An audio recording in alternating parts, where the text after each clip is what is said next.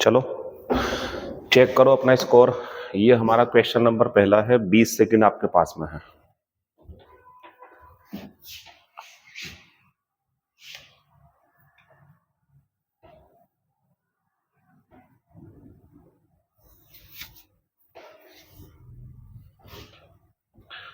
Davis is not sure, Davis निश्चित नहीं है या उसे पक्का नहीं पता, वेदर ही शुड।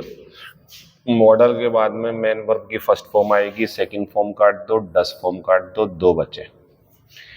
स्टे लगाओगे तो स्टे के बाद में एट या इन या ऑन देनी पड़ेगी प्रीपोजिशन, जहां आपको ठहरना है। जैसे जंगल में ठहरना है या गेस्ट हाउस में ठहरना है तो कोई प्रीपोजिशन होनी चाहिए थी, लेकिन लीव छोड़ने के लिए कोई प्रीपोजिशन नहीं है। अगर हाँ रवाना होना होता कहीं पर तो लीव फॉर आ सकती थी, लेकिन लीव भी होती है। तो ये बोल रहा है डेविस फैसला नहीं कर पा रहा कि क्या उसे गेस्ट हाउस जो है वो अंधेरे के बाद छोड़ना चाहिए या नहीं। आंसर दूसरा है। 20 सेकंड।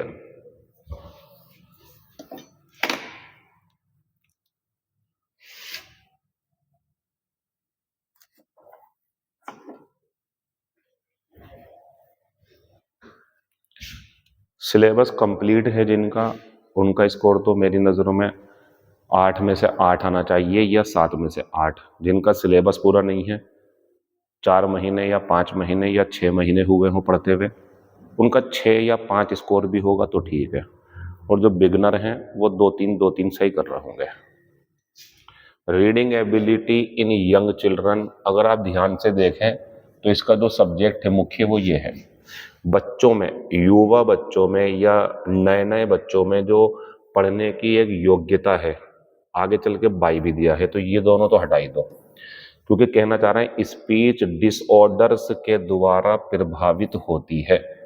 यानी कि जो बच्चे हैं अगर वो रीडिंग एबिलिटी नहीं रखते, उन्हें पढ़ने का शौक नहीं है, तो उन्हें स्पीच डिसऑर्डर्स के द्वारा ये चीज का सामना करना पड़ता है, इससे प्रभावित होते हैं वो। फिर 20 सेकंड आ गए आपके पास में। ये तो वर्ड पावर है, ये तो वो कर पाएगा जिसने हमारी यूट्यूब की वोकैबुलरी करी हो पूरी।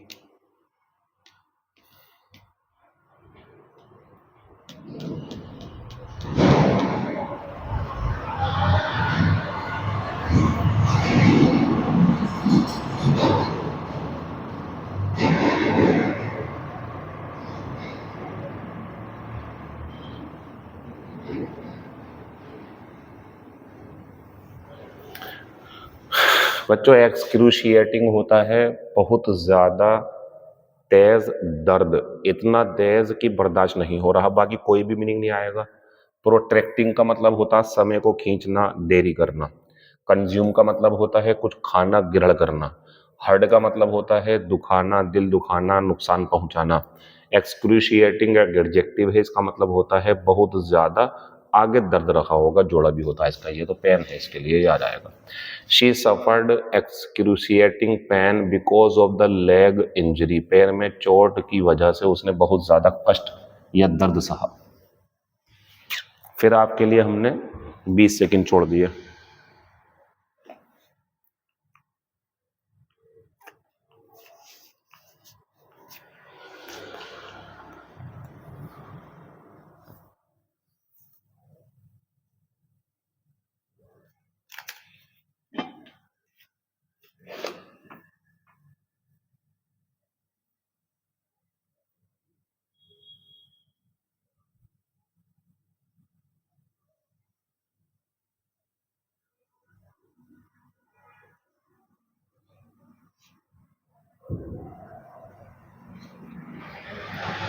आंसर लगाएंगे अकाउंटेबल। इसका मतलब होता है जवाबदेही होना, जो काम आपने किया है वो गलत क्यों कर दिया, जवाब दो इस बात का। ये जो है आप लोग अकाउंटेबल है। जैसे बॉस के लिए उसके जो कर्मचारी हैं वो अकाउंटेबल हैं, बॉस को बताएंगे गलती क्यों हो गई वाली, बताना पड़ेगा सब कुछ। तो अकाउंटेबल जवाबदेही होना। फेथफुल होता है वफादार।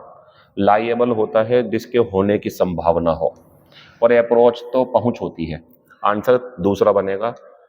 प्रत्येक इंसान भगवान के लिए उत्तरदायी है, यानी कि भगवान के प्रति उत्तरदायी है अपने कामों के लिए जो इस दुनिया में करता है। सबका जवाब देना पड़ेगा, इसका मतलब ये है।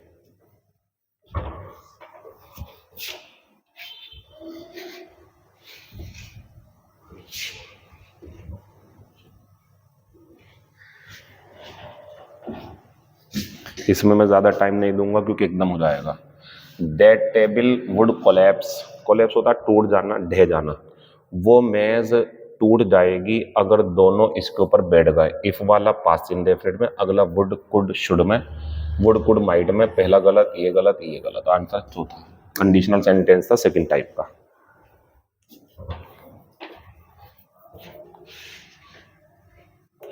अच्छी एक एरर है ये, अगर आप पहचान पाओ तो बढ़िया, अच्छा सवाल है।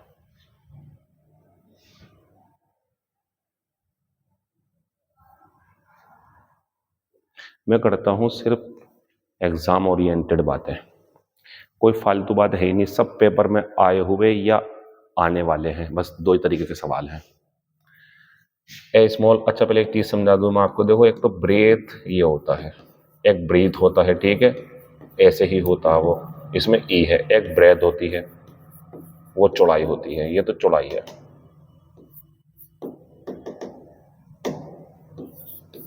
ये चौड़ाई है, ठीक है। ब्रेथ जो होती है, ब्रेथ।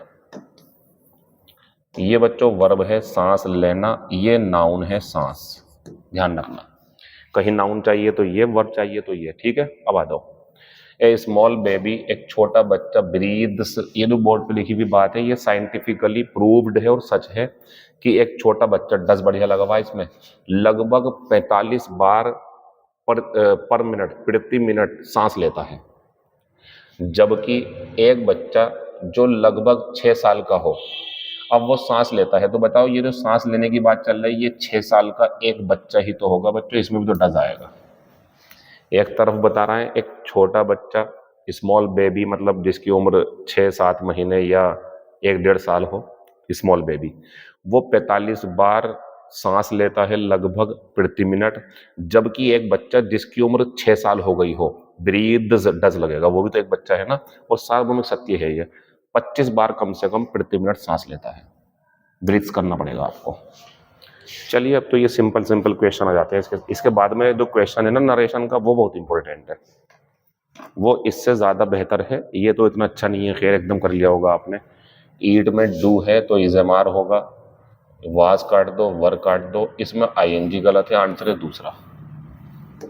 इस सवाल को ध्यान से आप करें, अच्छा सवाल है ये, काम आएगा आपके। ये इंपॉर्टेंट बात है इसके अंदर, क्योंकि देखा जाए तो चारों ही आंसर है। चलो 20 सेकंड पूरे कर देता हूं मैं आपके पहले। The teacher said to me work hard, अध्यापक ने मुझसे कहा मेहनत करो। तो देखो बच्चों, मैंने आपको सिखाया होगा, अगर इंपरेटिव तो मैंने आस्क्ड भी लगवाया होगा, एडवाइज्ड भी, ऑर्डर्ड भी, रिक्वेस्टेड भी। लेकिन अध्यापक ने मुझसे कहा, अध्यापक कहेगा अगर, तो इसमें रिक्वेस्ट वाली फीलिंग तो है ही नहीं। आदेश देने की बात कर सकता, लेकिन मेहनत करने को कह रहा है, तो सारी चीजें एक तरफ और सलाह देना एक तरफ। आंसर दूसरा होगा। आंसर सब है, लेकिन फिर भी आंसर दूसरा होगा, जो सबसे बेहतर है इसके अंदर। बाकी बातें आपसे बाद में होंगी। Thank you, all the best, see you tomorrow.